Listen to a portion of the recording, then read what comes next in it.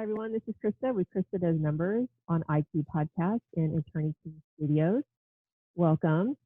And I am a CPA, first off, California certified, but I'm not your CPA. So if you have any questions, you're more than happy to email me. My email address is KristaDoesNumbers@gmail.com or contact your tax advisor. Thank you.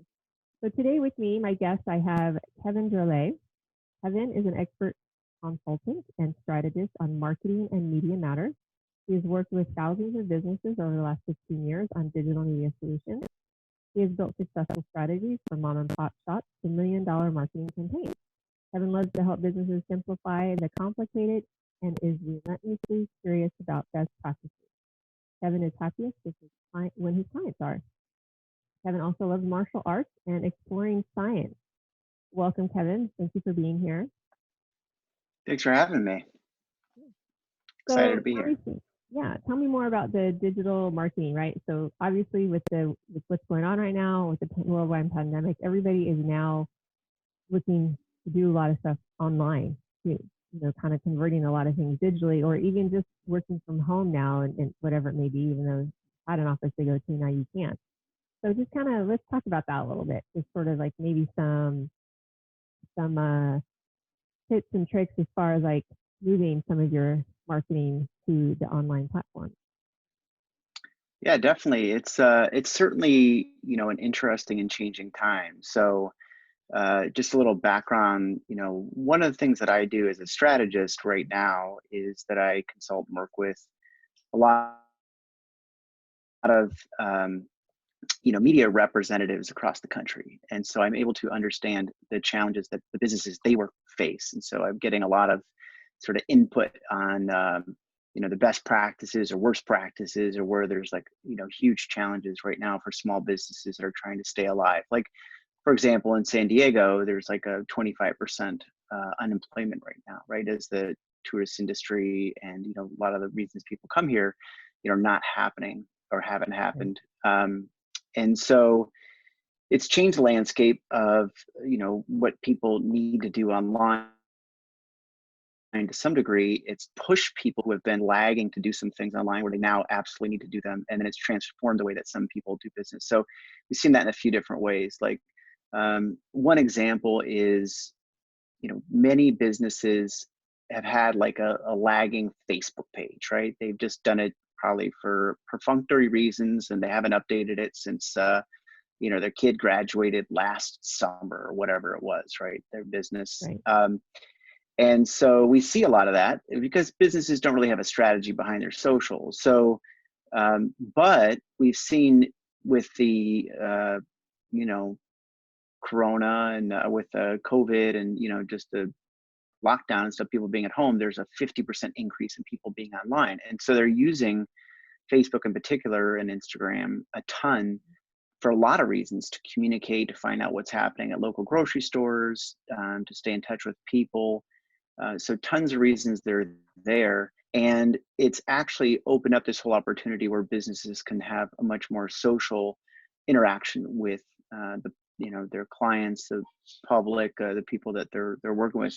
So like a good example of that is in my community where I live, the grocery store, pops on Facebook every time they get new toilet paper in, or they get a new product in, to let people know, and then let people know to come in. Or other places they'll promote, hey, we're going to have certain hours for seniors, these kinds of things. Or they're communicating a lot of different information. Yes, we're still open. We're doing no touch delivery. We're doing curbside delivery, those kinds of things, and allowing people to ask them questions. So through the process, the ones that are doing it right are deepening the affinity and relationship that they have and referral through social media. So that's been a big change. While like in my industry and media and marketing and stuff in general, there is like a downtick because a lot of businesses pull their money away from online, and they're holding on to it from advertising standpoint. So it leaves this open space for smaller businesses to get in there and get ads cheaper in some ways. But it's not quite as noisy in some ways too, because everybody isn't, they're trying to relate to the current moment. So it kind of presents itself a unique opportunity for businesses to resituate themselves. And the one thing that we've seen, like according to the Internet Advertising Bureau, which is like, you know, thought leader and what I do, search and social are the two things that are kind of mainstay. So that's the two things people are using, you know, more in these times, searching for stuff and socializing and social media. So, you know, those are some examples of stuff that I've seen.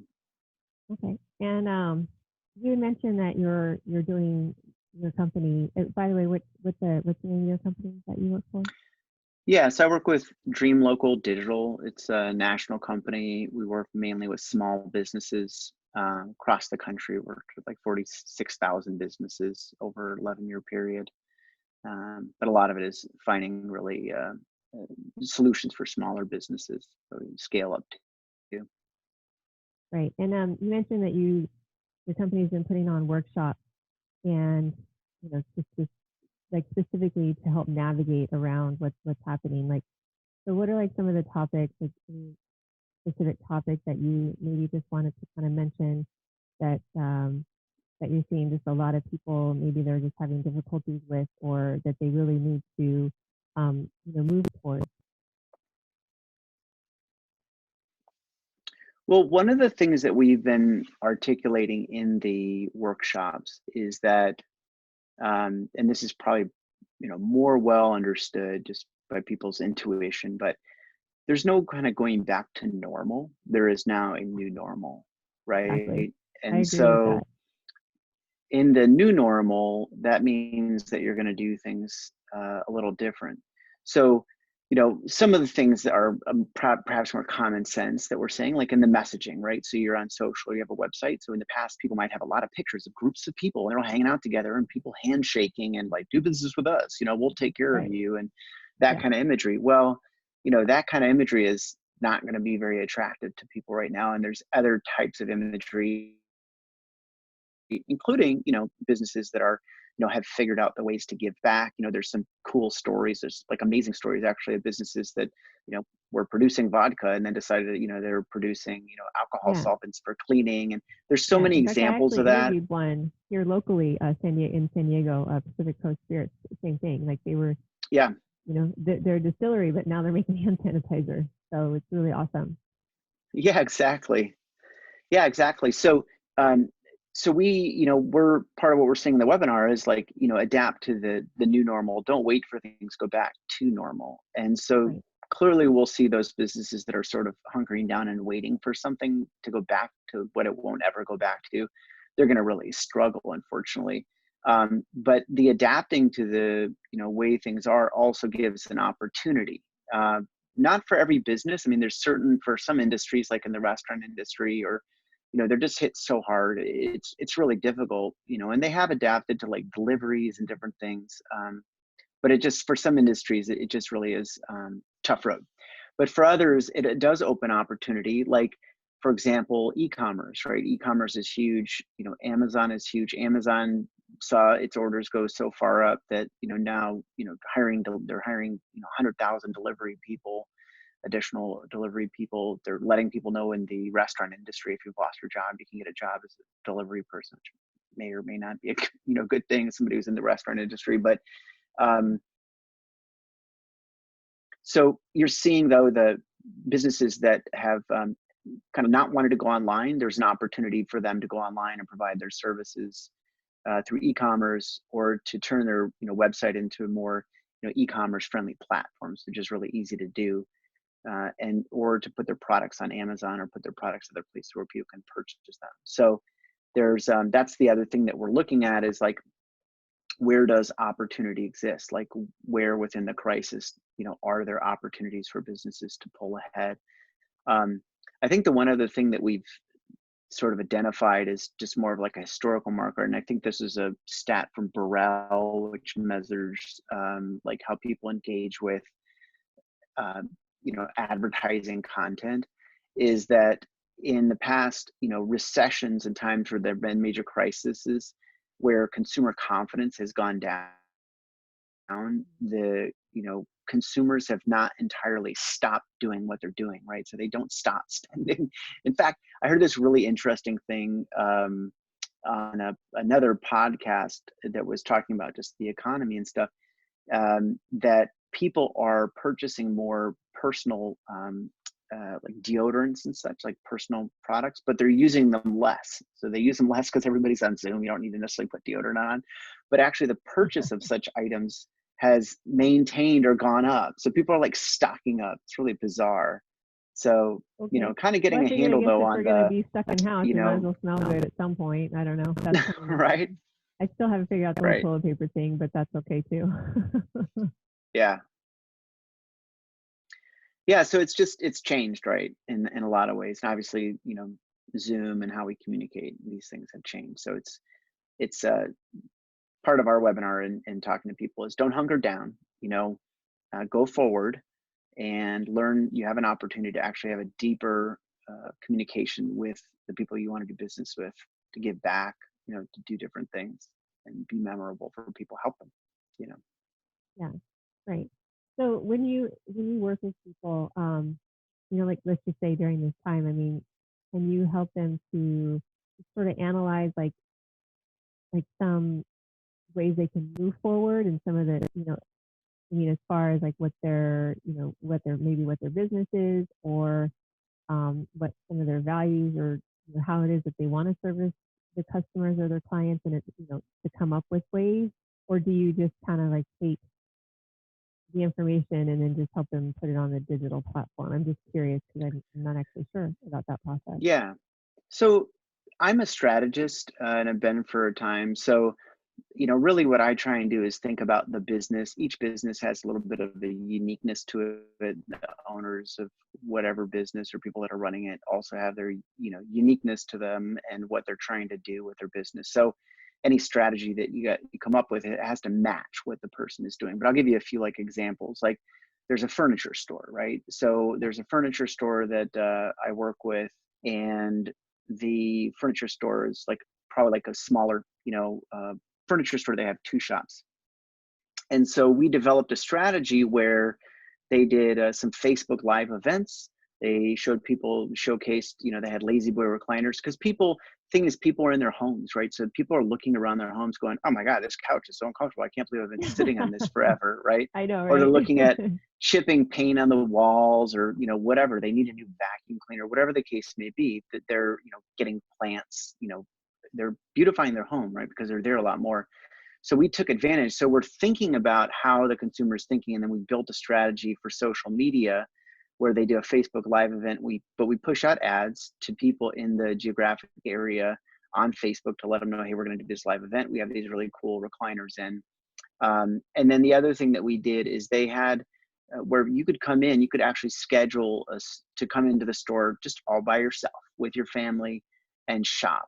And so they were scheduling, so they're actually utilizing. And the reality is that they probably had more traffic doing it this way than they would on a normal day, because people are like, well, I want to go in at this time, and they're actually scheduling when to be, and they probably had better sales too, because people were coming with more intention to buy, and it was just them. They got Right. like, you know, treated with care. So Yeah. you know, those are some examples. You know, there's another person that I work with that is an artist and does logos, and so we haven't pulled this together necessarily, but our discussion came to the fact that she was teaching kids art, and that there have been these art contests that aren't going to happen, these public events of art Oh, yeah. contests for kids, right? And so, you know, we, through the course of our conversation, that's oftentimes how it happens more organically, came up with a whole idea about doing online art contests, which we can do. You know, you can build a landing page, have people submit their work, have people vote on it. Right. You could even have like, you know, a Facebook Live event where you select the winner, people, Yeah. you know, however that goes, right? So when I got on the phone with her, you know, that wasn't actually, I had no idea I was going to have that discussion, but it's just more problem solving and trying to think about, you're trying to accomplish this, like, how do we accomplish that? And then I do have, you know, everything isn't like a unique idea or something, because I love best practice. I like stealing ideas and going, oh, that person did this, it's awesome. Like, so let's replicate that for another business. Um, and so some things are, you know, pretty standard. Or I'm working with a number of companies building websites right now because they've just not done it. And they've had these old antiquated websites and they need them now because people need to find them. They need to Right. understand what they do. And, they should look nice and showcase, how they're engaging. So, Cool. So, what are some of the I don't know much about digital marketing stuff, so I'm probably going to ask a really dumb question. I do that sometimes.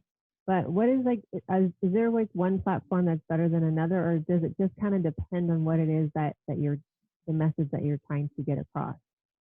As far as like Facebook or Instagram or just a website or Twitter or TikTok or Snapchat or LinkedIn, that kind of thing. Because there's so right. many to choose from that it's hard to really manage all of that. It actually makes you feel a little overwhelmed just saying it out loud, like because there's so many platforms out there. Yeah, I agree.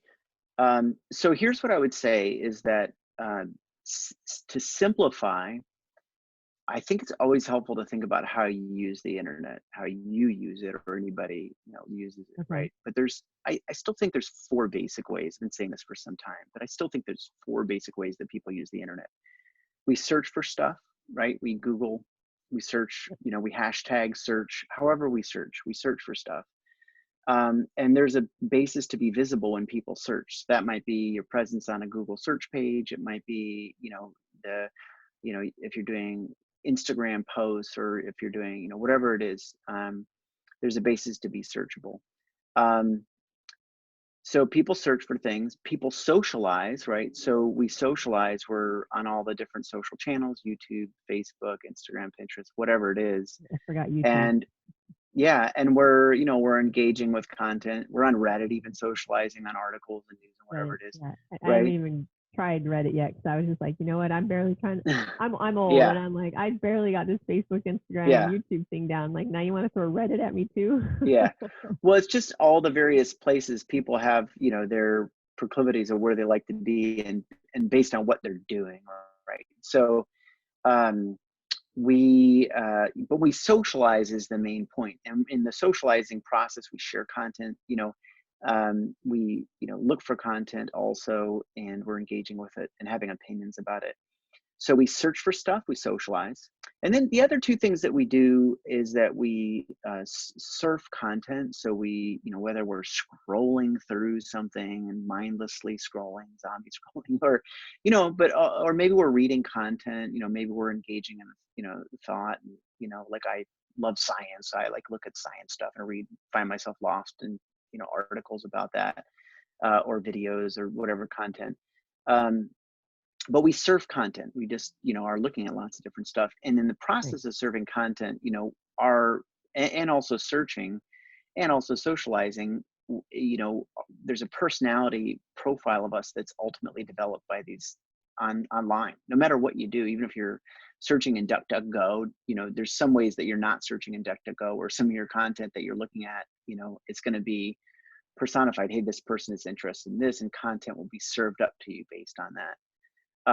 So we search, we surf, we socialize, and then the other big thing that we do is we email, right? So Mhm. everybody emails, right? So, and the thing about all four of them is that in a way you're in a different emotion with each one of them. And so it just depends on what your business is doing, putting together the strategy for how you might use those platforms. And then within that, the strategy for which social platforms make the most sense. And that really depends on where your audience is and what they're doing. And do you have a service? Do you have something that's more transactional? Do you have something that you're selling online? That kind of thing.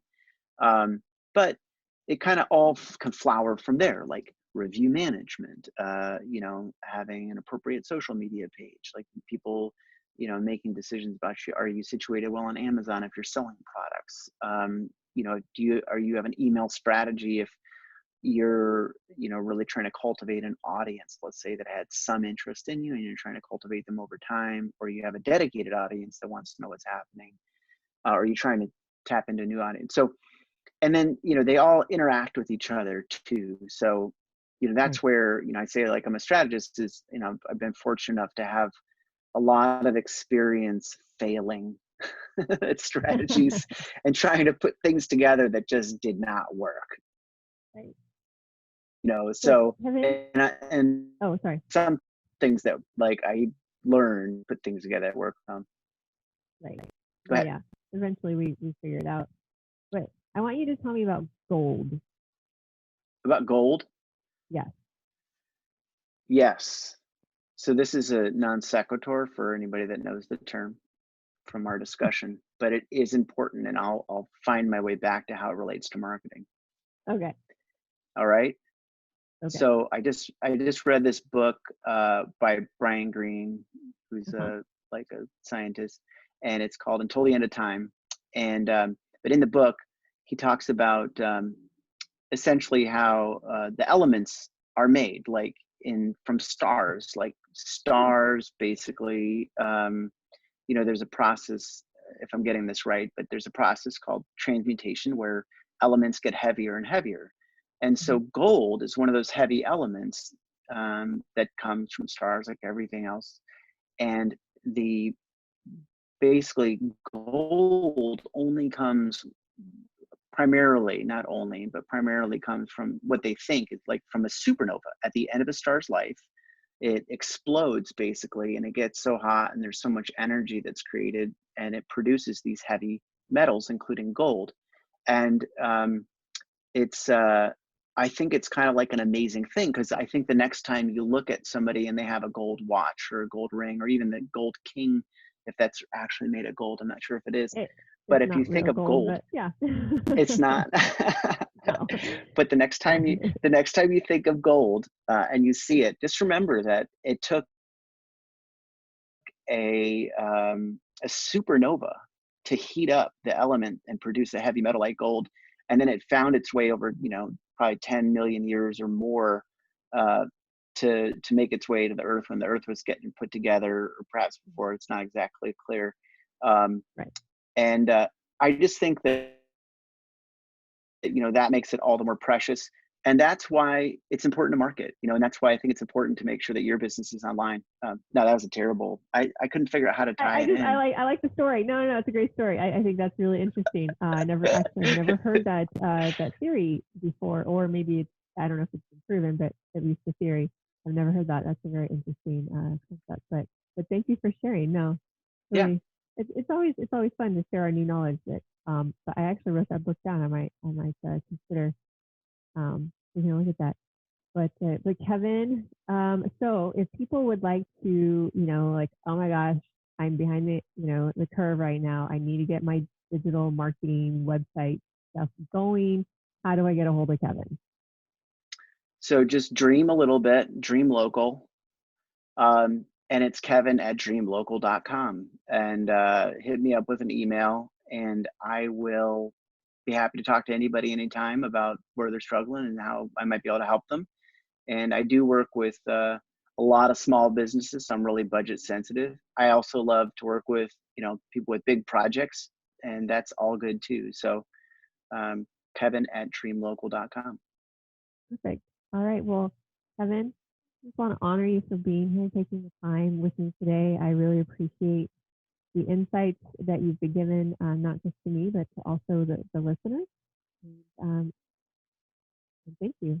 Thank you for being All here. right. Well, thanks for having me, and stay safe, All right, everybody. everyone. Yeah, definitely stay safe. Everyone, thank you. This is Krista from Krista Does Numbers on IT Podcast at Attorney Studios. Talk to you next time.